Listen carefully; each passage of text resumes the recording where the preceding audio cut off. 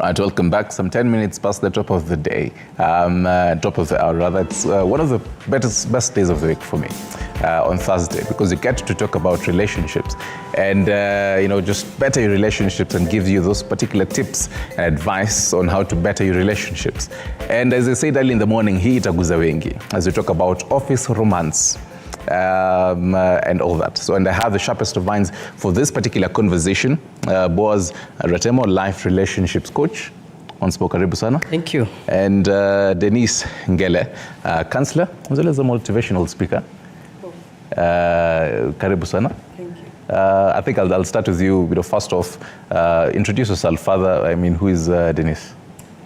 Denise is a mother and a wife and a daughter and a friend. Counseling psychologist. I also like talking to teens a lot because of things that I went through. All right. And Ratemo, I mean, I think this is the second time I'm having you on this particular conversations on relationships. You can introduce yourself further. All right, thank you so much. My name is Boaz Ratemo. Of course, I have diverse field, but I'm a counseling psychologist. Yeah, and of course, I'm a life coach in relationships. All right. Yeah. So this particular morning, we're asking you, do you support, or rather, do you think office relationships or romance should be discouraged? Hashtag Morning Cafe at hashtag Relationship Thursday at Fred Nibuli at Nyeringita _ I will be taking a look at some of your feedback on Facebook and as well as X. But then to form the basis of this particular conversation, I had a conversation and I spoke to a few young people on what they actually think about this particular conversation. Let's listen in so that we continue. My name is Anne. I think office relationship can work because, like, for example, let's say maybe there's something that you're going through. At least when you go to the office, you'll know you'll have someone to talk to, someone who can brighten your day. Yeah, someone mwenye tuseme maybe uko stressed, mnaweza ongea na yeye, like you share your problems. Yeah, I think that's good. Yeah, that's all. Do you feel like unaweza choka kuona mtu umemwona kutoka Monday hadi Friday, unaweza choka kumuona? Sidhani naweza choka kumuona. Yeah, cause tuseme like maybe kuna ile bond yenye mmecreate na huyo mtu. Yeah, so sidhani you can get tired of that person as long as mna vibe vizuri. Yeah, I think it's good. Yeah, it's ni kama like your best friend, your work best friend. Yeah. Most people say ladies will be vulnerable na wataleta feelings kwa office relationship. Why do you think that is the case? Pardon? Most people would say ladies are more vulnerable for office relationships. Why do you think that? Because of jealousy, like you didn't want to see that person with another work lady talking and communicating, so kutakuwa na ile jealousy. Yeah, madem unapatanga like wana involve na wanakuwa jealous easily, una get. So tuseme huyo mtu unapenda unamwona akitalk to another person even if it's business related, like hautaweza kustand it. Yeah. Kwa ku make sense siko sure kwa sababu inategemea na what you want. Ni end goal yako ni nini? Kama ni feelings hapo kitakuramba lazima. But sioni ikiwa it's not viable kwa sababu pale ukianza kuona mtu on a daily basis utaanza kupata mnachokana. Naelewa there is no room hata ya kufanya mambo yako kivyako. You can have friendship but tukifika hapa kwa relationship wacha tuondoke kidogo. Wacha tufanye kazi, kimaliza masaa ya kazi. We can hang out nini but tusiweke feelings kwa hiyo friendship. I remain to friendship. Make relationship tutaanza kudeviate. Unaanza kuona huyo mtu mwenye unataka kuwa na yeye in a relationship way amepigwa hug pale na Morio. Na hata Morio hapa anaweza mpiga hug. Bana kidogo ndani ya roho imepasuka katikati deadly. So unaona hakuna haja uko na that kind of relationship. We baki tu hapo kama beste. So you agree at times haizikuwa healthy?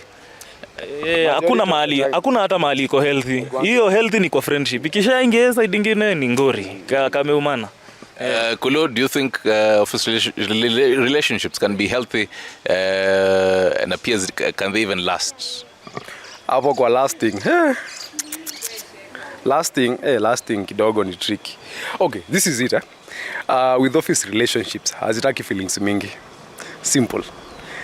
Wewe, let us have good vibes and inshallah, ukinipata na yule, we elewa tu ni urafiki. Nikikupata na yule, tuelewa ni urafiki. Nothing more. Ni urafiki tu tuko nayo hapa nje. No feelings. Ukianza kuleta feelings kwa mambo ofisi, inaanza kuleta mambo, unaona? And especially come to matters office, madem ndo haribu hizi urafiki, unaona? Unajua madem ni emotional. So leo you had a good time, kesho ashaanza kukuletea kahawa, anakuletea mandizi, hata kukulangi mandizi, you get? Inaanza kuchoma. So me just good vibes and inshallah moja tu feelings. Office relationship hazitaki feelings. Yeah. Lakini to some extent pia kuna venye amesema about food. Unakutanga bana ati sasa umeshafika pale, wewe umezoeanga labda kukulaga kibandaski hapo kando hapo chuo. Unakula KFC kidogo bana umekula KFC hiyo day. Umeona sasa feelings hapo kaput. Inasaidia kama ni chakula. Wewe tusikross tu ile line fulani. Unaona ile line, there is a very thin line. Friendship na relationship. Ukikanyaga side umeini nje. Office relationships zisaidia kama kuna madema kianza kukuletea chakula nini, vitu kama hizo, anakuletea drinks, vitu hizo ndo zina bamba sasa, unaona? Lakini si zaidi hapo. So let us have good vibes and inshallah. Wazi. Mimi naitwa Faith Nyamasio. Maoni yangu kuhusiana na mahusiano ofisini, mimi nakubaliana nayo. Iwapo tu there won't be feelings attached. Manake mwisho wa siku kama utayachukulia kama for fun na having fun, smashing around, yani just being cool, itaweza. Lakini the moment mna mahusiano alafu mnaegeza yani zile feelings, unakubali unakuwa attached sana, wivu unapelekea nyinyi kufanya nini? Kugombana, kuchukiana, alafu mwisho wa siku mahusiano ofisini yakiwa na chuki mumo ndani, kazi haitakuwa bora zaidi. Manake unamhisi wivu kama anaongea na binti mwingine, ama sivyo. Mimi nikiona mwanaume wangu na mwanamke mwingine, ama yeye mwanaume ananiona mwanaume mwingine, yajisikia vibaya. Mwisho wa siku inatupelekea kufanya kazi vibaya. Lakini mimi nakubaliana na mahusiano iwapo tu ni all about fun. Right, if it's all about fun. And that is a sentiment from young people, and obviously you can be part of this conversation. You can call in live. We'll be giving you that particular number to call in live. The question, do you think office romance should be discouraged? Do you think office romance should be discouraged? I feel like I should, kickstart the conversation with both of you with the same question. I'll start with you. Do you think, first off, it should be discouraged, either in a small organization or, in a huge company or organization? For me, I'd say it's 50-50, yeah? Because unaspend wakati mwingi ukiwa ofisini. You don't have a social life outside there. So if you find somebody that you're attracted to, ambaye mna vibe pamoja, mnasikizana, kama vile yule msichana amesema, unapata mtu ambaye unashare maneno zako naye, inafika wakati hiyo boundary inapitika. Inawezekana muwe na relationship because you're two mature people. When you met this person, hakuwa peke yake. They still had male friends, they still had girlfriends. So if you're a lady and you have a relationship with a man in that office, do not expect him to cut friendship with the ladies. The friendship will still go on. Ni yeye aifanye iwe clear kwa hao wasichana marafiki ya kwamba kuna mpaka ambao huwezi pita kwa sababu ya hii na hii na hii. Si lazima uweke kule nje wazi, lakini itaonekana vile unavomtreat huyu msichana, watu watashika sababu watu wanaona. When you love somebody, it shows in the eyes. It shows the way you treat them, the way you talk to them. So hiyo boundary lazima iwe, lakini pia kwa urafiki lazima itaendelea kwa sababu wewe kama mtu, you like an individual, you still have to have a life. So how about when love is not involved? I mean, as you know, as they're saying, it's just for fun, So they bring up the whole perspective of this is just about romance, hookups and everything, and we're still in the same office, but it's just for fun and imeisha. Naishi hapo. Then you make it clear from the word go. Mtu asiwe na matumaini ya it's going to grow into something more. Make it clear that this is just for fun. This is just us spending time together because we are always together. But other than here and from here, outside there, sisi ni marafiki. Don't be offended if you see me with another lady. Don't be offended if you see me with another man. Make it clear. Yeah. Wow. Ratemo, do you agree? Thank you. office allomancy, from where I sit, I think it should not be discouraged. Because much as you can say we should not have it, maybe from the HR perspective, it could always be there. It may not be disclosed, but people in the office will always have friendship. And from where I sit, I think it's important to have that kind of relationship because it tries to foster some cooperation. People will work as a team, the way that leader said there, people will have fun in the office. But it's important to have boundaries, and that is professional boundaries. The reason as to why I'm saying that it should not be discouraged is at any given time you will find people working very close to one another. For example, sharing office spaces, maybe working to achieve some certain projects in the office. So that kind of closeness actually will develop some relationship. It may not end up to sexual romancy, but people will always have fun. You get that? And if, for example, the HR has a given policy, of course I will come to that, that people should totally be discouraged to be very close to one another, then people will get demotivated. Because they will always feel that if I have so and so, I can work very well. And that is the reason as to why sometimes you find if a given worker has been removed from a given office or transferred, sometimes you will see maybe some reduced work productivity or some stress in the office you may not detect, but sometimes it happens. You get that? So it is something that you cannot prevent. Because if somebody is coming from home, for example, you woke up very early in the morning. Let's use an example, you are married. You come very early, maybe you have left your wife is sleeping. She has not even seen how you have dressed, but you are in the office. So you have never even heard one single word from her that you are smart. Same thing applies to women, for example. But when you come to the office, you will always find somebody who's telling you, you are smart, for example, or welcome, or some good words that can actually prepare yourself to work. Remember, when you are working, it actually starts from home. The way you prepare yourself psychologically, your mindset and all that, because if you get confused from home, definitely you may not deliver in the workplace. But here is a place now where you are find some comfort, you are sharing with your friends how your week was, how your day was, and it's something that does not always happen in your home. You get that?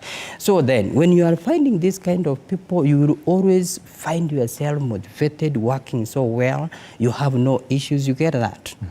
So it should not be discouraged.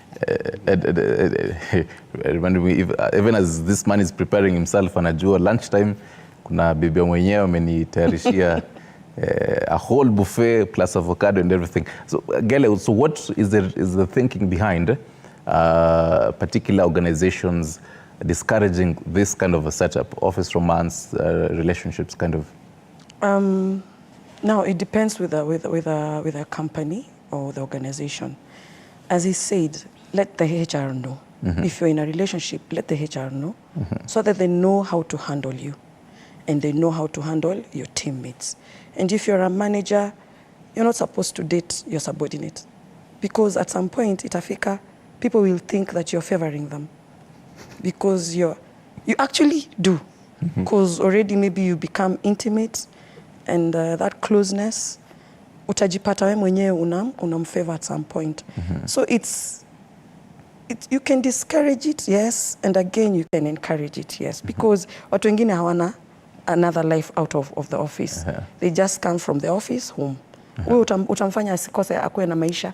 So the organization should come up with a structure, yeah? Just in case people get into a romantic relationship, they should give them rules.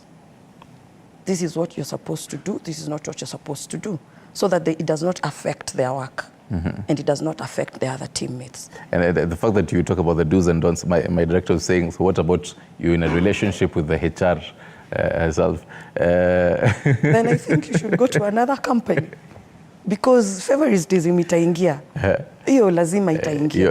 Utamfavor because you don't want to make this. True. babe of yours feel bad ati umemsomea mbele ya watu wengine and there is no way utamuita kando umsomee na watu wengine wote wameshaona amefanya makosa. So kama mnataka kuwa into relationship na HR, acha atoke aende. Mubakie kwa hiyo ofisi, aende kwa ofisi nyingine, to avoid a lot of conflict in the office and a lot of back talk. You know, it affects everything. Na hata wewe mwenyewe utakuwa affected. Yeah. And so Ratemo, even as I was speaking to the young people, so comparing the men and the women, who might be more vulnerable when it comes to office relationships? For example, you'd communicated to him or her and said this might not really proceed into a relationship, just having fun, as we're talking about. Might really get into, at the end of the day, a sticky situation for them. What you're saying is true, and I agree, because women, they actually tend to hear more. If you tell a lady about some romance, she will actually take it seriously as compared to the other gender.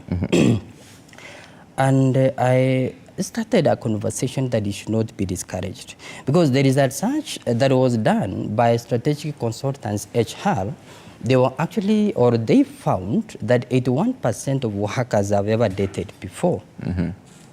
Then we have 77%. They have ever had even sexual relationship. We have 50%.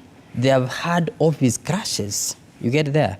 Then around 33% they are okay with office romancing. So what does that tell us? That this is something that you cannot avoid. You get that? Now, coming to what you have just asked about the ladies, yes, they can be vulnerable. Let me just take you to an example I've just given, that maybe a lady has come from home, dressed. They take a lot of time preparing themselves than us. Oh, yes. Even wearing a tie, sometimes it can cost you. But for a lady, they can even walk up at 3 to prepare themselves. Oh, yes. That is where you always find men without suit. Maybe 10 minutes. Yeah? Exactly. 10 minutes. Yeah, you're done. Now here, she is in an office. Okay, she has come from home, and I've told you, sometimes work starts from home, because that is where you prepare your mindset. Not from 8 to 5, when you are required to be in an office. Now, your husband has not told you anything, has not commented you that maybe you look smart, or maybe you can boot this kind of cloth, whichever way. But now when you reach in an office, there is somebody who will tell you you look smart. That thing, sometimes it brings some emotional fondness. You get that? Because you have somebody who's caring. And naturally, it can actually develop into a relationship. You get that? But now, away from those who are married, we may also have those who are not married. You get that? I've ever seen so many people in workplace. They work closely together. At the end of the day, they get married.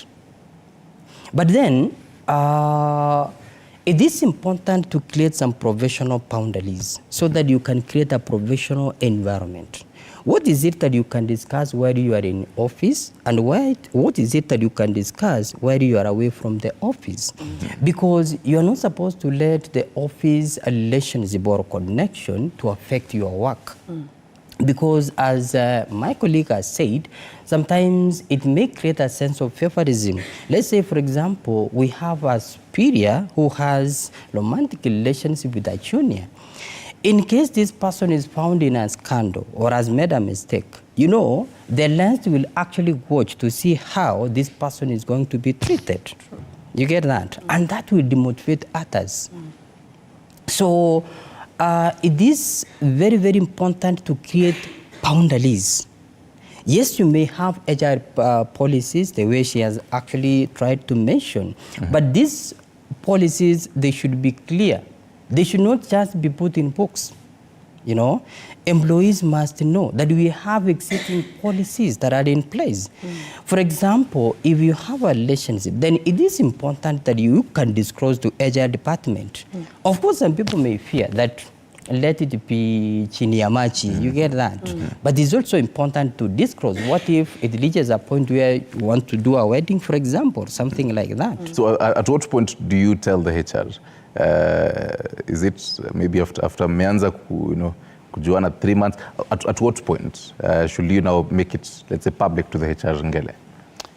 When the two of you decide to be exclusive, as in now this is the whole 9 yards, it's going to end up in marriage.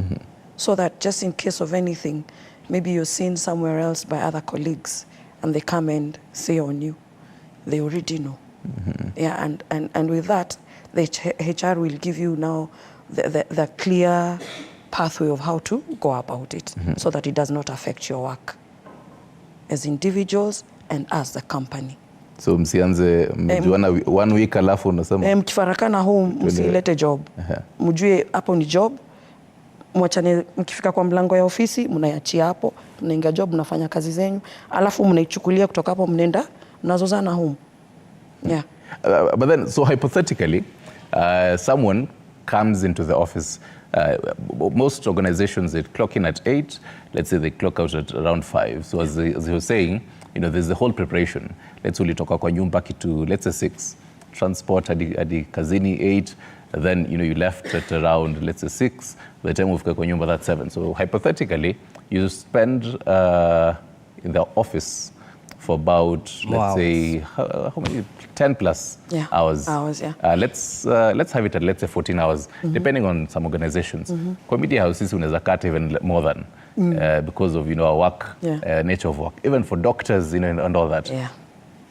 And this is 1 day, so that's about like, let's say 6 days a week, give and take. Hautachoka kuona mtu? When you get married, you sleep with this person in the same bed, day in, day out. Utachoka. What makes it easier or for you not to get tired is how you treat each other, how you carry each other, the things you do together, how you treat this person.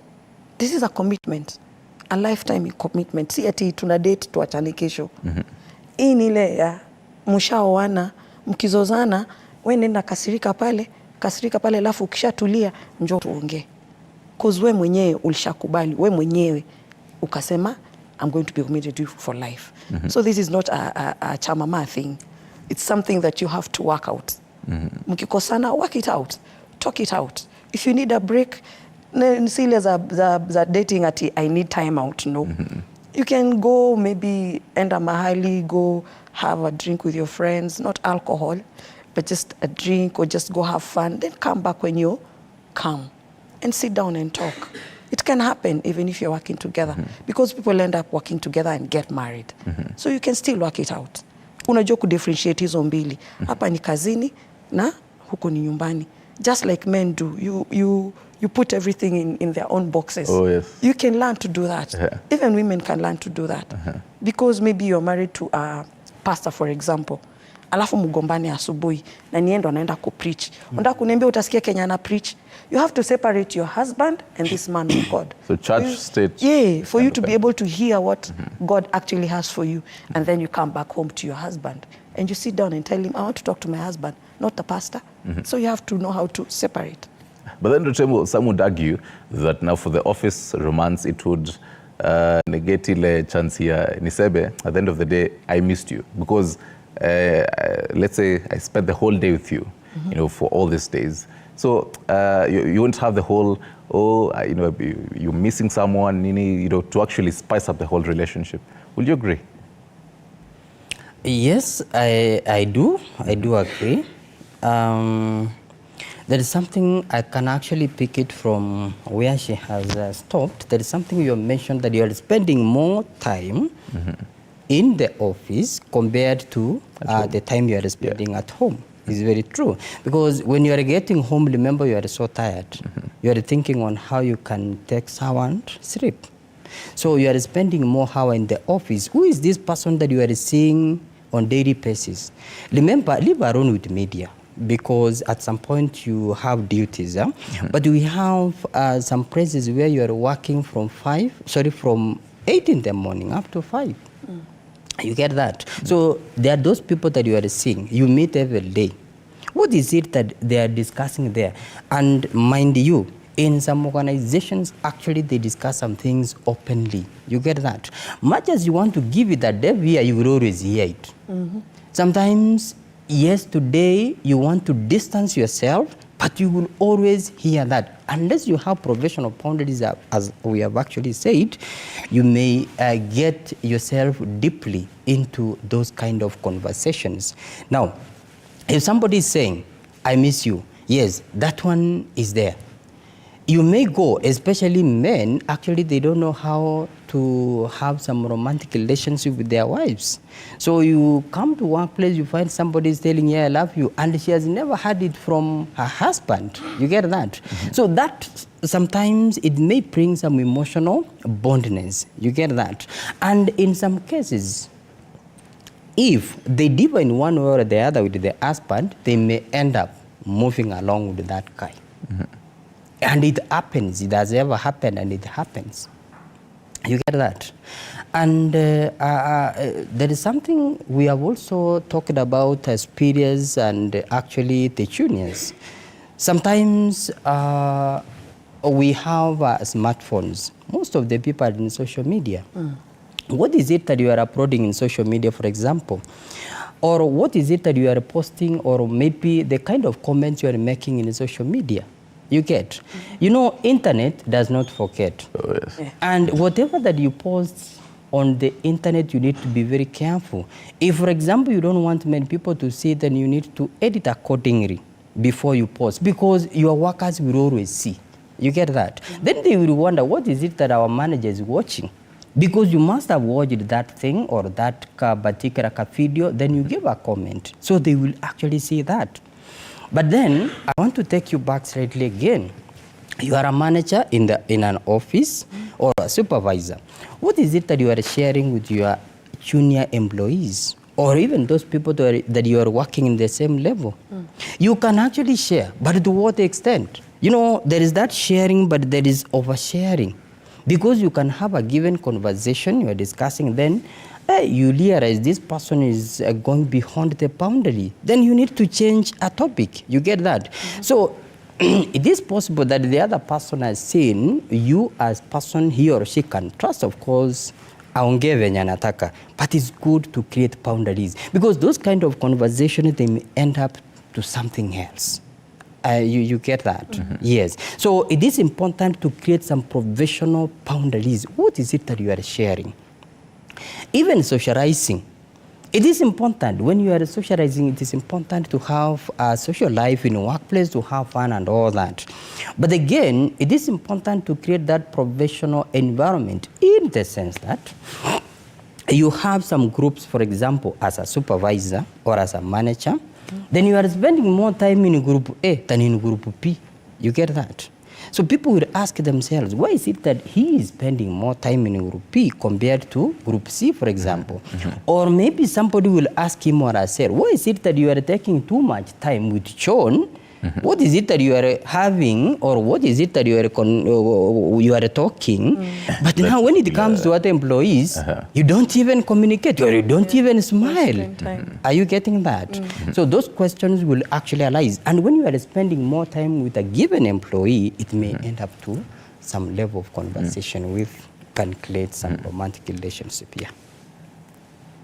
Right, and even as you talk about the whole effect that it has on employees, James Richard says it also has an effect on clients. Yes, the challenge is when you get cozy at the expense of clients. Karuri Maina says, yes, it's very toxic. Mary Maina says, no, they shouldn't let people bora wanafanya kazi as supposed to. I'll be sampling more of this particular feedback on Facebook. But let's take a look at, Ratema, you had mentioned some particular data, but I want to also take a look at some particular data here on the whole office romance. So about 70% of the respondents who were asked said that they're aware of relationships going on within the organization. So this is some statistics done back in 2020. 64.1% say they have been or were in a work-spouse relationships, and about 52.2% were in a relationship between 1 to about 4 years. 37.8% less than 1 year, and 53.8% so they kept their work-spouse partners a secret. as we were talking about here. And well, of these respondents who had or currently in a work-spouse relationship, 61.1% were married, 8% were in a romantic relationship, 24.3% were single, while 0.8% were divorced or widowed. Also, slightly more than half, 52.2%, have been for about 1 to 4 years. We've taken a look at that. That is just some of this particular data by Thank you so much. corporate staffing service that was done about in 2020. Ngele, I can see you're curious to chime in on this, but then before you actually chime in on this, you do have a call from Kangware. Okay. Habari yako asubuhi, asante sana kwa kutupigia. Maoni yako ni yepi kuhusiana na hii conversation yetu? Yeah, conversation. First, good morning. Good morning, 47 TV. Good morning to you too. Yes, to me, I agree with those counselors. Okay. But I wanted to take it like this. All right. This generation of today, Okay. wataisha. Why wataisha? Number one, All right. they refuse to the Lord. Okay. They refuse to the Lord. And so long as they refuse to the Lord, they will be finished. Even those counselors, they need the Lord. All right. The Lord to help them. All right. Number two, go to the book of Ephesians. Ephesians chapter 6 verse 1 up to 4. Even they don't want to listen to their parents. All right. Yes. Because uwezi ukamtuma mtoto university ukamwambia aenda afanye sarakasi. Okay. But even the parents wakijaribu kuadvise, they don't want to hear. And once you refuse the Lord and you refuse to listen to your parents, you are finished, because wazazi wako ndio Mungu wa pili kwa hii dunia. If you go to the book of Exodus, utapata Mungu anaambia Waisraeli, if you will hear to me, hamtalala njaa, mashamba yenu haitakosa chakula. Once you listen to the Lord, everything will be okay. All right. And another side, I can turn to the parents also. Some of parents will also, we are encouraging this problem, because unapata mtoto wako anatoka, anaenda shule, hata anaenda kazi, he's going almost naked. Even mnakula kwa meza moja na mtoto wako, he's almost naked, and you are watching, and you cannot rebuke. You see? Sasa wazazi pia tumefeli. Kwa maoni yako unadhani mahusiano kwa ofisi inafaa kukua? Mahusiano kwa ofisi inafaa kukua, lakini isiruke mpaka. Isiruke mpaka, because wanaruka mpaka, lakini kuna mahali vile dada wetu amesema, mkifika kwa mlango iishie hapo, mkiingia pale ndani ya ofisi ni kazi. So ni mpaka upi isipitwe? Unajua sasa hata mpaka wanaweza wakiingia kule ndani hata wanasahau kazi ni nini. They are just talking the whole day. They run to the manager maybe to present their cases, na hata wajafikia climax, hata ya kuoana, hata hajajua huyu mtu kindani. Sasa hata huyo mtu ajui kwao ni wapi. Tayari the matter is on a manager. So unaona sasa hakuna mahali wataenda. Kweli. Thank you very much. Nikumbushe jina tafadhali. Gilbert Kimio. Oh, Gilbert, asante sana Gilbert. Okay. I believe asante sana kwa kutupigia. I believe he had called on Tuesday. Asante sana Gilbert, one of our viewers there. And he brings up a very interesting bit, even as you chime into what we were talking about earlier, due diligence. Because most conversations are nilijuana na huyu kwa ofisi, but then kumbe they were married. And even these statistics, a huge percentage were in a relationship, but then they never, it was a secret. But then a huge number of them were actually married. So how do you actually do due diligence in some of these office relationships? You've been doing this person coffee all these particular hours for like 6 days a week. Yeah. But then saa zingine hata anaweza fika kwa ofisi 8 am, atatoa pete aingie, akitoka kwa gari akirudi anarudisha pete. It might provide ile room ya due diligence ikuwe ndogo. Will you agree? I agree with that, yeah. But again, as Simio has said, yeah, if you're really getting serious with this person, vile Simio amesema saa zingine hata ujui ametoka wapi, watu wao ni kina nani. But I believe kama watu wazima, when you get serious with a person, you want to know more about them. So there's this friend that is very close to them, ama you will introduce each other to your friends. And I believe people will talk. Na sisemi ati kila mara mtakuwa ofisini, ati hata mtapata wakati wa kwenda kutembelea watu nyumbani and all that. When you're serious, you'll want to know where this person is coming from. And he's saying it's true. This generation, they really don't know anything further than I'm in love with you. Nimenoki umse namfeel. Alafu watakuja kujua mambo mengine baadaye. Lakini kama kweli you're mature and you really are into this relationship and you're seeing marriage at the end of the road, yeah, you find out about this person, the kind of family they came from, vile walilelewa, Ukristiano wao umefika wapi. Kama vile amesema tuna need Mungu. All of us need God. Yeah. True, because God is the author of everything. So if you involve God in it also, it becomes something else. So I believe that when people are really serious, you find out about this other person. Isije pia ikawa you're related. Kuna watu wako familia kubwa. Yeah, true. Unakuja upata uli cousin. So me na believe mkiwa serious, you want to find out about your friend. You'll actually do due diligence. You'll actually do that. Yeah. And Ratema, you are alluding to this earlier. Yes. Even to the whole fact that you're preparing yourself psychologically. Ukitoka, let's say at 3 am, ile masaa kama sisi ndio sasa tunaamka all the way. And this particular, so this was in 2020. I believe, well, 4 years later, the numbers might not really have changed as much. Yeah. But 61.1% were married. So this raises the question of, it's either the significant other either knew they were married or hawako wanajua.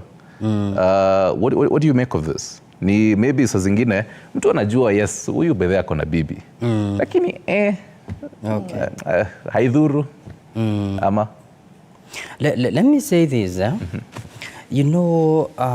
From the Christian point of view, you need to have your personal values, your morals, So when you are discussing or when you are having a conversation on a given topic, you need to have boundaries.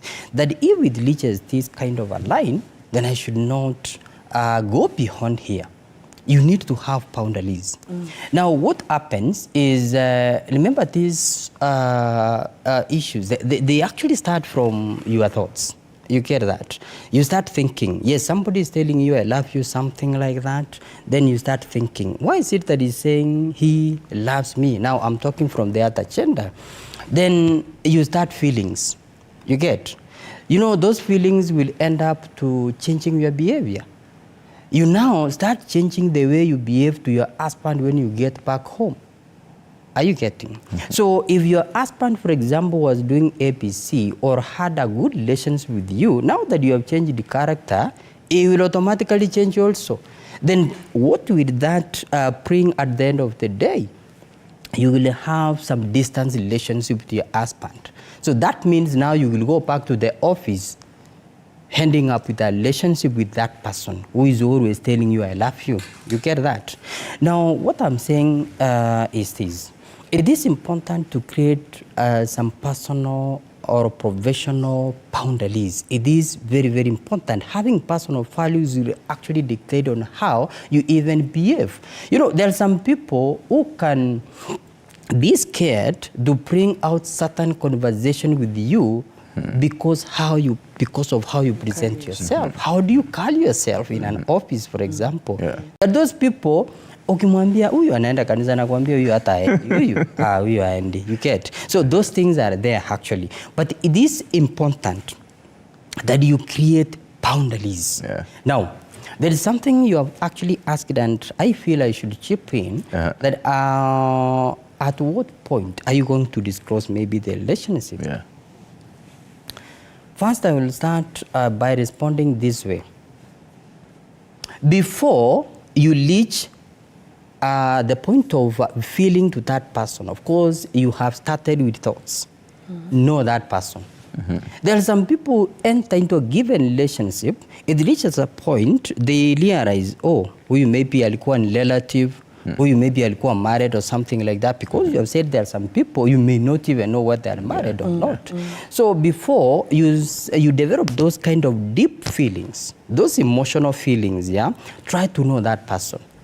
The background, because that person will not even know what you are intending from him or her. So try to know about the family background, for example, trying to know even the educational background or something like that. Through those conversations, you will know more about this person. So that now by the time you are deeply getting into a relationship, you know whether this person is married or not. Because that will actually prevent you from engaging to somebody who is married, and it can end up into a very bad situation. And I love the fact that you talk about boundaries, because boundaries really depend on even the setup of this organization. There are certain organizations, again, like let's say even the whole media space, that pressure kazi inaweza hiyo thin line ya boundaries inaweza haribu. There are certain organizations that it's just office, there isn't as much pressure. Really. So would you advise, if it is going to be an office relationship, let's say in different kind of departments where boundaries zenu zinaweza kuwa separated, other than let's say in the same kind of department where unaona uko hapo unaona yobea hapo na korofishana na boss, but you're sitting there helpless because you can't really do uwezi anza kuingililia hapo. Will that be better? When you have decided to be in a relationship, there's also life going on. So if your bae amefanya makosa, kurekebishwa ni lazima. Hata wewe you want them to grow, right? So you would not want them to be babied ama wakwe favored. Because when you're favored, then you would not know what you did wrong, and you not know where to correct. So itabidi tu umeze hiyo pill, ucheki akiwa reprimanded, of which akitake positively, hata grow. Na hiyo kitu ambayo alikuwa amefanya, hata ifanya. And I want to say something that is said, I want to touch on something about married couples. Umetoka home, hazia hajacheki vile umedress, alafu mse mwingine ofisini anakuambia, leo uko poa. It's good. The fact is uko poa, lakini wewe vile utai-receive ndio ina matter. Ukireceive na ile notion ya hazi yangu hakuniambia na huyu ameniambia, so nini zangu zitakuja upande huu, then na wewe pia haujui kenye unataka. You're a married woman, you're a married man. There should be boundaries. Accept what you've been told, say thank you, and let it not go further than that. If you have a problem with your husband or your wife, akwambiangi uko msupuni nini, umeambiwa leo, kesho kutwa, nenda kamuulize, by the way, mbona wewe uniambii niko smart? Because what you hear, for a woman especially, what you hear every day will affect you at some point. So if you're sharp enough and if you're really committed in your marriage, then go sit down with your hazi and tell him, Maze, the way you do not tell me I'm looking nice, you do not encourage me to do this and that, it feels bad. If that man is really committed to you, then he'll try and change it. So I'm going to say I'm not for that thing of removing your ring and getting into a relationship in an office and yet you're married. That is not godly to start with, and it's not maturity, and you're not being a good person. Then would you say an office relationship kind of setup, and this can really broaden to Selazimikwe, the whole institution can be even out there, the church, in the market, and really, can it really ipunguze ile growth yako ya career yenye ulikuwa unataka? Okay, yeah, it can actually hinder your career development if I go to that direction, because what is it that is in your mind? If actually you occupy your mind thinking about the other person, at the end of the day, you may miss time being alone and thinking on how you can move forward as an individual. Now, before I even get there, kindly allow me just to pick something my colleague has said. And before you do that, allow me to take this particular call from David from Embakasi. David, habari ya asubuhi. Unadhani mahusiano katika ofisi inafaa kuruhusiwa? To some point, to some point it should be around, but to some point it should be discouraged. David, kabla uendelee, kindly punguza sauti ya TV ama umute, alafu uendelee. Okay. Okay, what I'm saying, I'm very happy to see the facilitators. They are not on one side. All right. So it's good to say that this is something that happens every day. It should be discouraged. It shouldn't be discouraged. For one, maybe you have a lady who is not married. Once he comes in a company, there is a gentleman there, not yet married. So once you discourage this, maybe the gentleman will not have a future wife. And then in the other way, when it should be discouraged is when maybe for the married women or men having the romance in the office, then I think that should be discouraged. So I've been happy with you. This is something that happens each and every day. And having this to the people in the world, this is something that you are encouraging. Right. Yeah. Asante sana, David, from Embakasi. Thank you very much. Okay. Say hi to Mr. Ratemo and the lady. Right. I'm very happy to hear from them. Wamesalimika sana. Asante sana, David. Ratemo, yes. I had interjected you. Nazendelea. No problem. So what I was saying is about maybe the sharing. Now, you have come from home. What is it that you are sharing with your colleague? Are you sharing about maybe the weaknesses your wife has or the weaknesses your husband has? The moment the other gender is actually getting deep, those kind of deep conversations, what is happening in your family, you are disclosing your information, which is very critical, and they can actually use it. Take advantage. Are you getting it? Yes, because now they know, kumbe, your wife is so weak, your husband is so weak, then they can take advantage of you. So it is important to know what kind of information are you sharing, to what extent, because we know ourselves.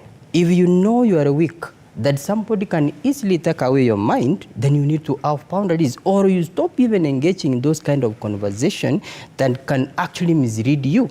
You get that? Now, in workplace, we have actually said that it is important to create some professional environment, some professional boundaries. Let this not affect you, but it may not only be in workplace, the way you have said, it can also be in church or even in marketplaces or something like that. You have your personal goals that you want to achieve at the end of the day, but you will find that this person is disturbing you again and again and again. So you don't have even your personal time to think on maybe the kind of resolutions you made at the beginning of the year. First quarter has ended, second, that you have done nothing because you are thinking about the other person who is not even taking you anywhere. And we actually said this, having relationship in workplace is okay. But remember, it's not about sexual relations. We are not talking about that.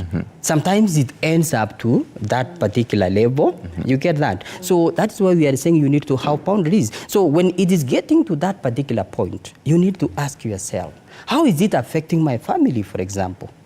You get? Because should you find that it's affecting your family, then you need to stop. You need to create boundaries on that. This relationship, you know very well that is not taking you anywhere. Where are you committing yourself to something that is lasting for 2 months or even 4 months? Or even if it can go to 4 years, you are not going anywhere with that person because you are married. But okay, for those people who are not married, it is okay. But what we are saying, it is important that you create personal boundaries so that you don't disrupt your work, because work has policies. How or at what time are you discussing about your personal issues, for example? You can create time during the weekend or while you are in off, you discuss. Then you can actually agree that when we are in a workplace, let us be co-workers. And I was coming there because now Ngele, and this works both ways. Those who are single and as the young people are saying, good vibes and inshallah hii story tumemalizana nayo. But then at the end of the day, the conversations of inaweza kaa weird sasa tukiwa kwa ofisi pamoja. But then again also, now for those ones, the two of them seeking a whole relationship, a committed one. So how do both of you relate mkiwa kwa ofisi? What are the do's and don'ts mkiwa kwa ofisi? You're saying sexual relationships itakuwa story ingine tofauti, but then kuna both of you, you're both humans, so kuna ile let's say tuko kwa ofisi kama kwa meeting mtakuwa tuna some zile macho mnatupiana saa zingine unakumbuka asubuhi bedhe mimi ndo nilikuchagulia hiyo shati.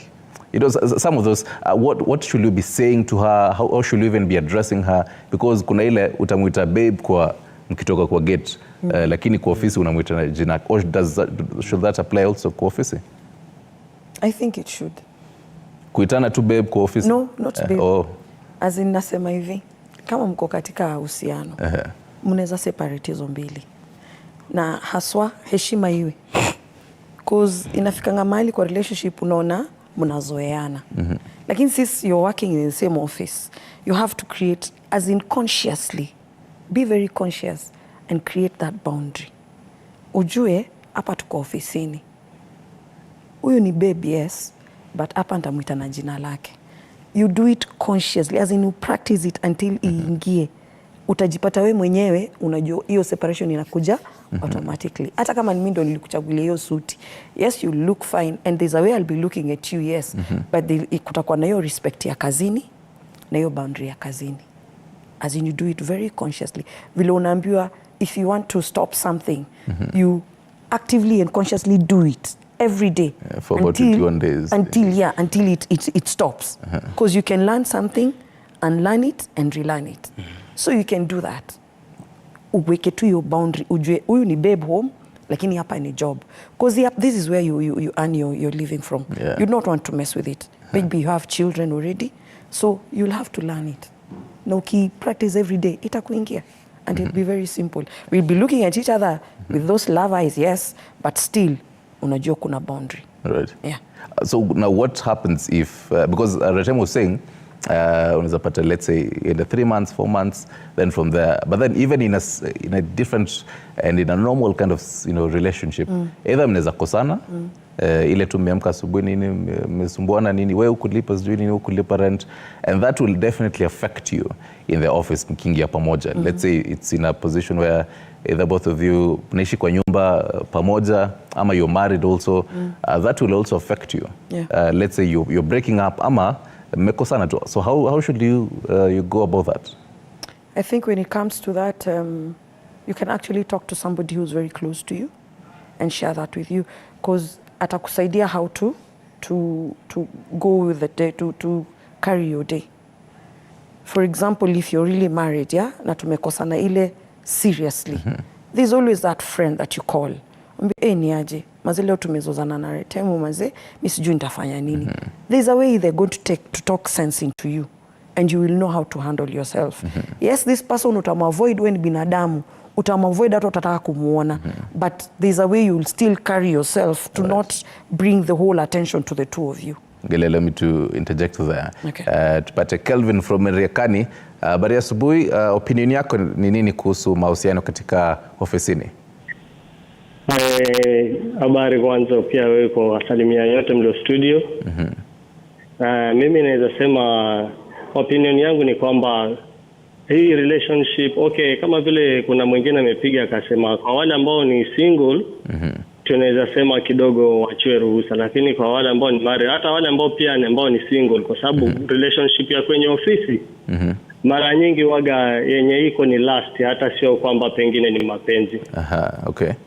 Na utapata wewe kama kwa mfano kama ni msichana ukifika pale, kuna wengine ambao walikuwa ni warembo zaidi ambao pia nao walikuwa na uhusiano na pengine na boss ama na jamaa fulani pale ndani. Na wewe pia nawe wakishakuwa na wewe kwa muda wa miezi 2-3 watachokana na wewe, na bado pia kutakuja mwingine ambaye atakuwa ni mrembo zaidi yako na pia macho yataangukia kule.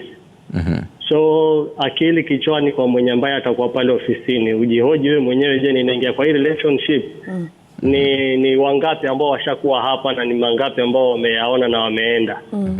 So inafaa mtu mwenyewe ajiulize na akuwe na focus ya kwamba mimi nimefuata job.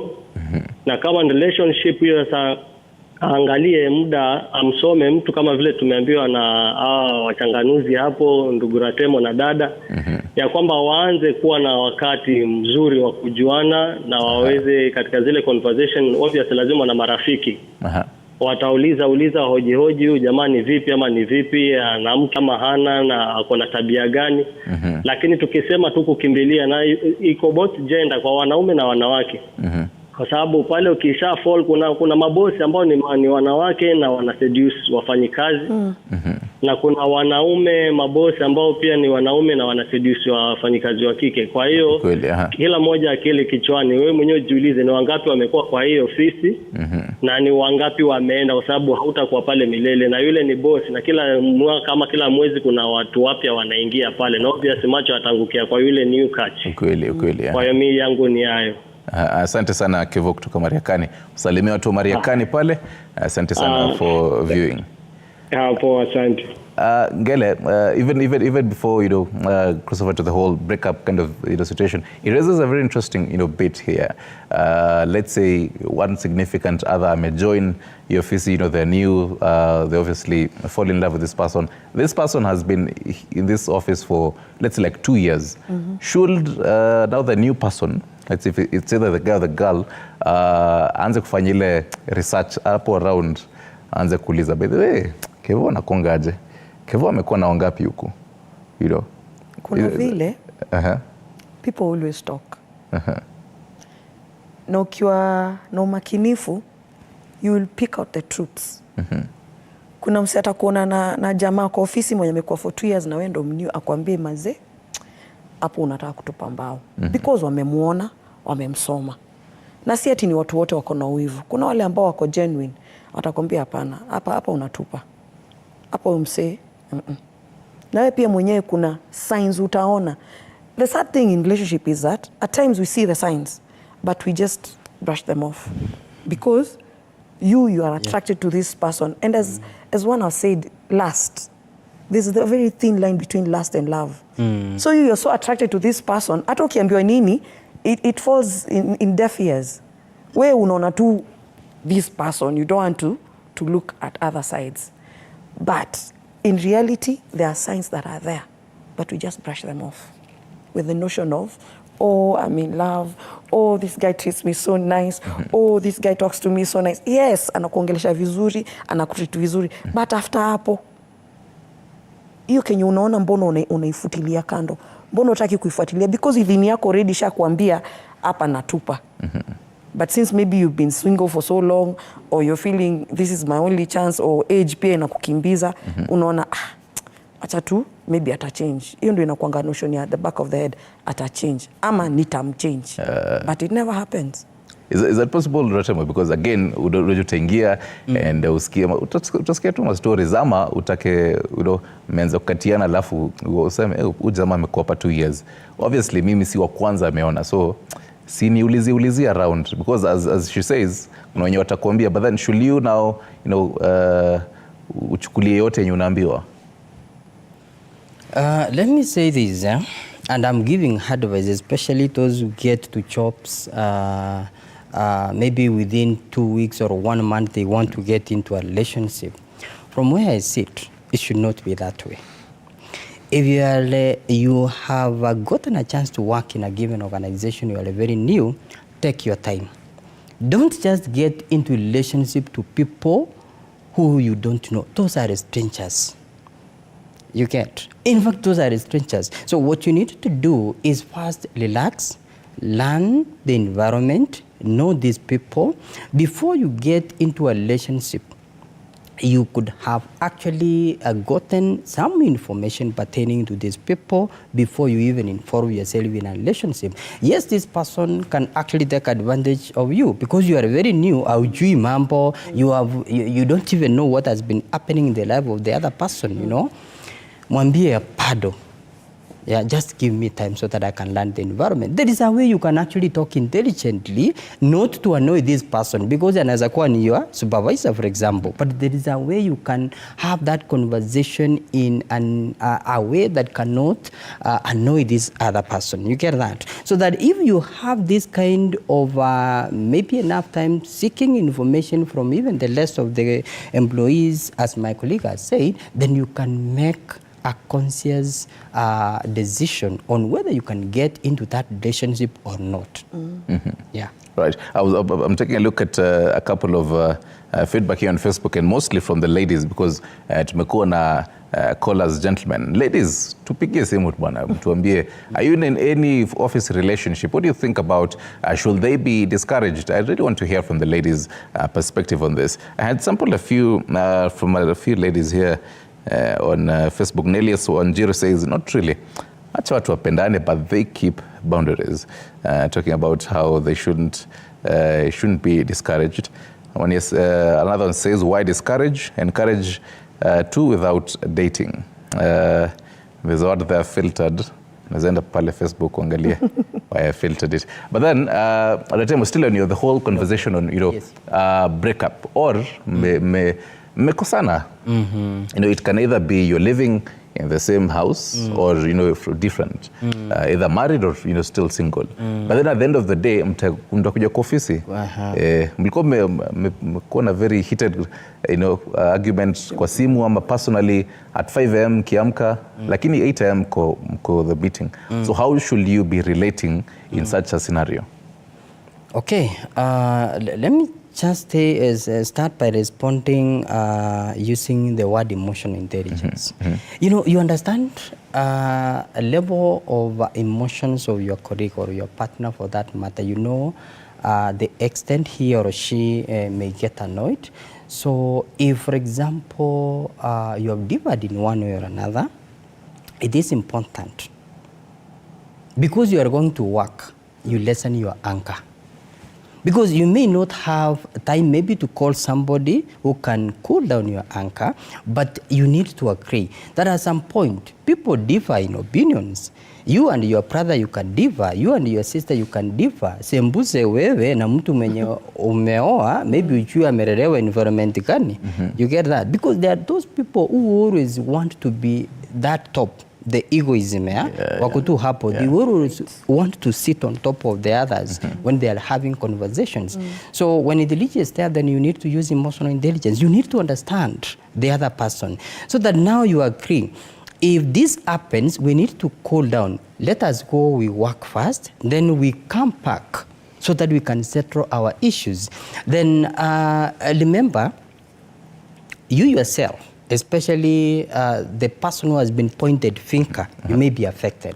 We'll have to again cut you short there. No. Tulikuwa Marekani, tukarudi kule Likoni.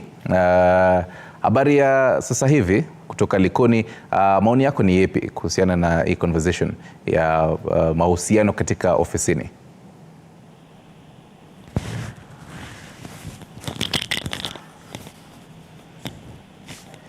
Zuka, unaweza nipata, tuambie jina, maoni yako kuhusu mahusiano katika ofisini.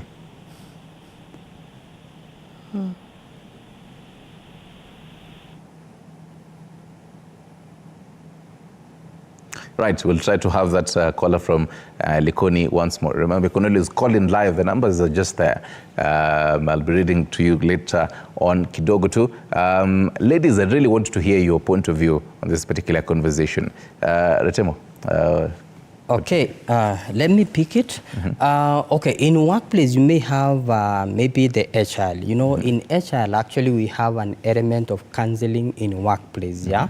So you are coming from home and you feel that you may not be able to perform in that given day. Then you can go to HR department, you excuse yourself so that you can be taken through on, you know, what is it that is affecting you. Because if you are really having something that is affecting your mind, you can have less concentration on work. You get. If there is no HR department or counseling department in your workplace, then you need to seek professional counselors who can actually, you can go as a couple or you can do individual sessions so that you can get help. Remember, when an issue as scam actually, as lies, especially when it comes to our family, it does not end there. Then somebody will remind you, you know, the other day you said this. Ukasema hii, ukasema kile, you know. So for you to heal from that kind of a scenario, you need to seek a professional counselor who can actually help you. Those people are married, you can actually go to your past couples. They can help you in one way or another, or close friends. Remember, not everything you can actually expose to your friends, because there are some people whom you can tell your family affairs, then they actually disclose, they expose, you know. At the end of the day, you can be affected psychologically. So what needs to be done, look for a person that you trust, either a professional counselor, because professional counselors, we actually use this kind of principle, confidentiality. We don't disclose anything that we get from clients. Turejee pale tena Mombasa. Frank Mugo, habari asubuhi. Maoni yako ni yapi kuhusiana na mahusiano kwenye ofisini pale? Naona as of me, I don't think kama ina work that good. Nakusikia. Because okay. Endelea nakusikia. Yes, because naona like mnaanza kukosana na mtu asubuhi and then you find yourself in the same environment, labda unafanya naye kazi mali moja. So in one way or the other ina affect output hata kwa kazi, unaelewa? It happened to me once. Okay. Okay. Yeah, personal experience that is. And I had to quit the job. You had to quit the job after how long? Ilikuwa like 1 month. And it was very toxic, so I had to leave. So after the 1 month, ulikuwa umeeleza HR kuhusu your relationship ama yeye ulikuwa chini ya maji? Actually, hata sikumwambia, ilikuwa tu chini ya maji and I had to leave. So I don't think I'm enough, my friend. Maoni ya Frank pale kutoka Mombasa. Asante sana Frank for calling, and asante salimia watu wa Mombasa kule. For him, he talks about the toxic kind of it, and I really wanted to now bring in this particular bit here. There, in any office, there's always, you know, healthy competitions, or rather just a competition. It might be healthy, might be unhealthy sometimes, because kuna ile depending on the kind of office setup you're in, kuna kugana competition, you know. Maybe Mkozile is a kind of office that you're competing to maybe raise the highest, let's say, revenue or something like that. So how, for a partner as well as a colleague, how do you have a healthy competition with this person? Hadi sifike level ya it's actually toxic. At the end of the day, hata muongeleshani, oh, well, unaringa juu boss alisema you're better than me. Kitu kama hiyo. I'll talk on the aspect of marriage. If when you're married, you want the best for your partner. So for me, I don't see why I'd feel bad if my husband performed better than me. At the end of it, it's for the betterment of the both of us and our family. Na kuna vile hata mkiuko hao, kuna vile mtadiscuss somehow. Na kuna vile pia intelligence yako na yake azizi kwa ziko at the same level. You can never be at the same level, the two of you. So ni unakubali tu. And you encourage this person actually, if they are good at what they are doing, na unaona ataperform, mu encourage. I don't see why there should be any toxicity ama kinyongo. So that's in a marriage perspective. That's in a marriage perspective. Now, in a relationship, now that's where it's ile mmeanza kujuana, mnakatiana. Because marriage by them mefanya due diligence, lakini ingine bado hamja set foundation. Lakini sasa ikipika ni pati ya kukatiana, mnakatiana, it's very tricky. Kwa sababu hapo ndio inaweza sema either tutakosana ama tutaendelea kupendana. But now ina depend na individual. This person that you are dating, akoje? How is the personality yao iko aje? Are they people that are very competitive, ile mbaya, or healthy competitiveness? Or ni ule mse mwenye kama vile amesema anataka tu akwetu hapo juu, hataki kushindwa. Hiyo wakati mmekuwa naye, you'll have known this person out there. So when you're competing with this person knowing vile outcome itakuwa. Ukimshinda unajua atareact aje. So it's up to you to choose either kama mtaendelea ama kama hamtaendelea. Na kama unaona ita affect job, afadhali tu umwambie tu mapema. Hapa inabidi tu tuweke tu emotions zetu chini. Tuko job. At the end of it all, kama unanitakia mema, and if the relationship is supposed to go somewhere, utanitakia mema. Yeah. Finally, I was waiting for a lady to call. Mary Mwangi from Kasarani. Mary, habari asubuhi. Maoni yako kuhusu hii conversation yetu, mahusiano katika ofisi ni gani? Mimi naweza discourage. Sababu unajua most of the time unaweza pata yuko comfortable. Hauna hiyo yuko comfortable sababu maybe hata wezi joke sababu maybe your husband anakuona. Maybe yeye ameongeleshwa. Kuna hiyo feeling like uone ana joke na another radio utafeel. So utapata hata mkiwa home, badala hata muongee mambo ya home, sasa mnaanza nani alikuwa anakuambia nini? So unaona most of the time badala muongee mambo ya familia, so itakuwa ku-review the day. Okay. Nani alikuwa anakuongelesha aje? Kwa nini ulikuwa na joke hivyo? So mimi naweza discourage. So mimi naonelea better tu kuchukua na ile relationship. Sababu utakuwa comfortable, mnaweza joke with other colleagues. Maybe mnaenda tuseme venye huwa mnaenda party. Wezi enda hiyo kujoke, unajua? Yeah. So mimi naweza discourage, ukae press comfortable, kani workmate, mnafanya kazi pamoja, mna joke. Kuna hiyo joke yenye huwa mnajokiana like mkiwa workmate.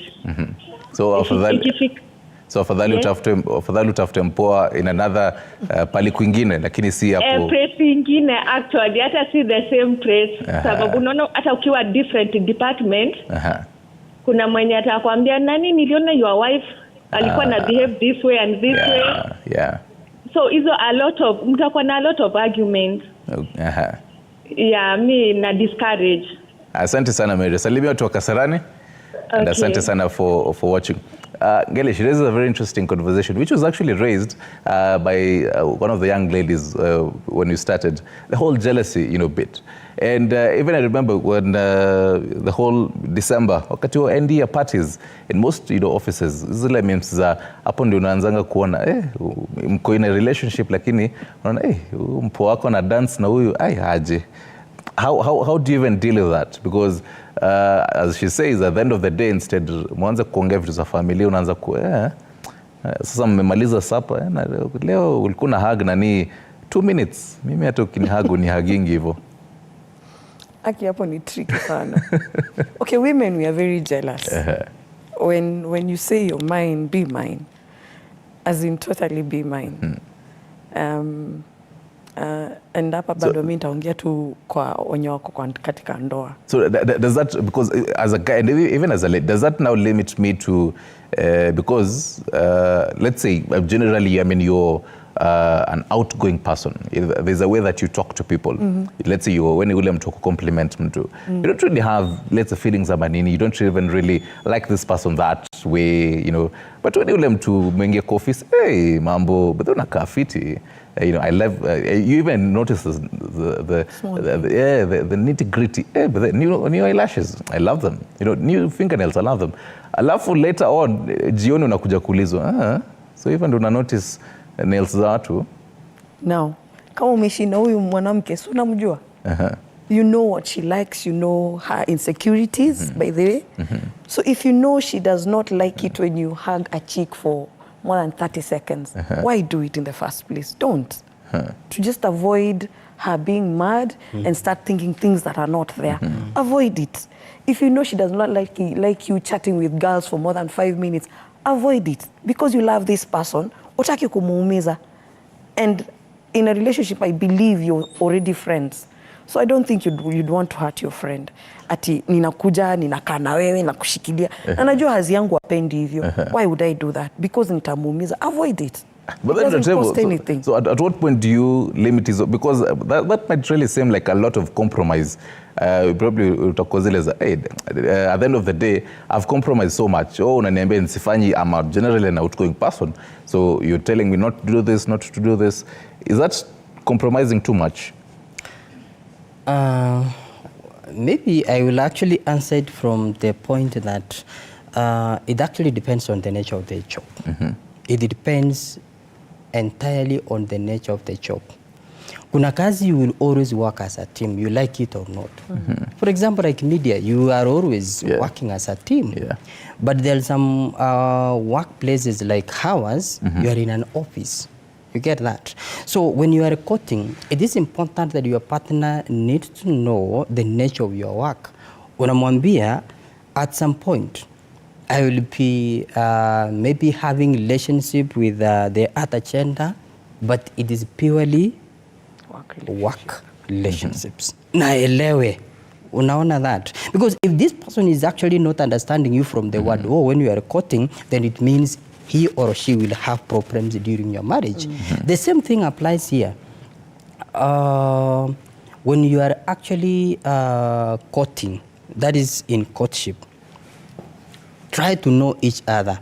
Understand how people act, especially when something happens. Because if I can still pick it, somebody you are in a relationship, he or she is feeling part that you have been given an award because you have done it well in the workplace, maybe the best staff of the year.